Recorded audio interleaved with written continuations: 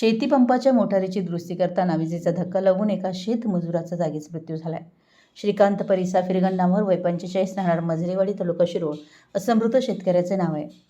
शुक्रवारी सायंकाळी 5:30 वाजण्याच्या सुमारास ही घटना घडली. बस्तवाड तालुका शिरोळ येथील कृष्णा नदीच्या काठावर असलेल्या शेतीपंपाच्या मोटारीत बिघाड झाल्यानं श्रीकांत फिरगंडावर हा ती दुरुस्त करण्यासाठी गेला होता. दुरुस्ती करताना वीज पुरवठा करणारी केबल कट होऊन त्यांना जोरात धक्का बसल्यानं त्याचा जागीच मृत्यू झाला. कुरुंदवाडीतील शासकीय रुग्णालयात मृतदेहाचं शवविच्छेदन करून मृतदेह नातेवाईकांच्या ताब्यात देण्यात आला. मृत श्रीकांत फिरगंडावर यांच्या पश्चात पत्नी, एक मुलगा आणि एक मुलगी असा परिवार आहे. त्यांच्या अकाली निधनानं बस्तवाड तसेच मजरेवाडी परिसरात हळहळ व्यक्त होते. मराठी एस न्यूजसाठी कुरुंदवाडहून संदीप